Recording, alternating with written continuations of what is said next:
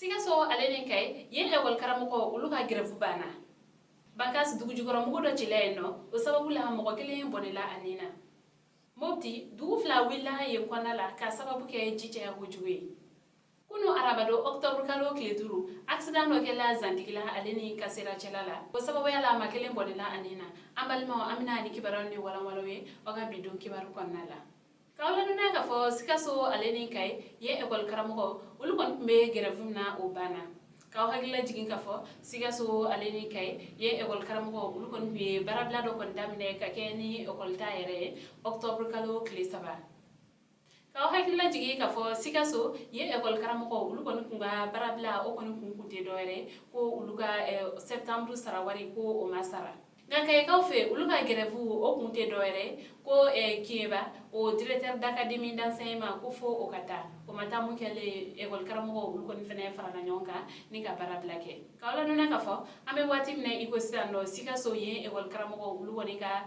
waru sarala o kama ulu ko ni barabla jo kay école karamo ulu ko ni fene ayire ka fo ko u ko ni bena demsenu ka ulu ko ni lado classe ko nala koga ko ulu ko ni ka wuli ka joma ba ko ferawere bu bulo ka buloda wala sa jogam na directeur d'académie o kon be se ka ta jogam na sabla ko oni ulu kon te se ga barage nyogon fe bankas konala dugu jigoro mu do chilen o sababu yala makile bonela anina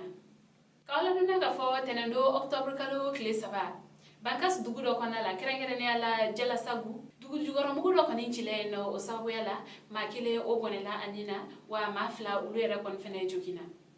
mo bunu ko ni jokina ni ko sefe deme dona uluma katani ule bankas ye sesere fla kawla dona ka fo majugu mun ko ni ni dugu jugoro ko yi ko ni blani yoro ko na uluma seka do ga seka lu ko be sena wala sa tege be seka da atikiuka mopti ko nala dugu fla willa ka sabu ke jiche ya ko jugu kawla dona ka fo ko mopti ko nala ni wati nun ko na sanji ale na ta ko ni chara ko sebe kawla duna ka fo ko mopti konala kerengere ne la jene circle era kon konala ko ba ko ni fara ni yoro ko falen kon na ino foga do dugu konala ko dugu flyera kon fene be no fo amanye uluwilla o dugu nunu ye kerengere ne la tuara aleni sira bugu bozo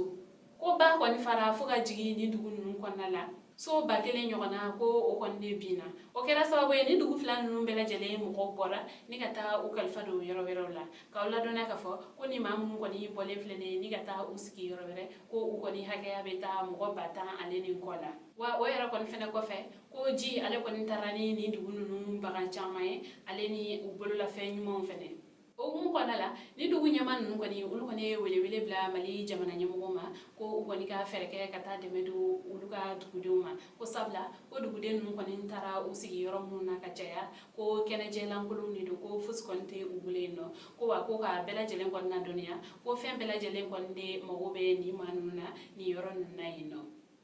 kuna funu kunchela kibara ware mabolo kada kuloka o de kunu arabado octobre kalo kleduru sirabanga kasara do kela zantigla aleni kasela chelala ayirela ka foko makile oponela anina kala dona ka foko kunu nege kanya tan woro wakati si usira kan krengrene ala zandigla aleni kasela chelala ko mobile personnel do ko ni kon kun fale no ko sebe maturu kon ne me ni mobile kon nala ko mobile kon ne tora bulla ayirema kataja akoka wa o sababu yala makile oponna nina ko wa ko manani ulu era kon fene jogina ko sebe mogo mun ko ni jogina deme dona uluma sapeur pompier mogo fe ni gatani ube hôpital du Mali la teliala kawla dona ka fa ambe wati mne ko sisa ni sraba kan kasara ko ni soro la chuga mna mama seko odo ga kibara ware mana bo ko fe ambo da huluka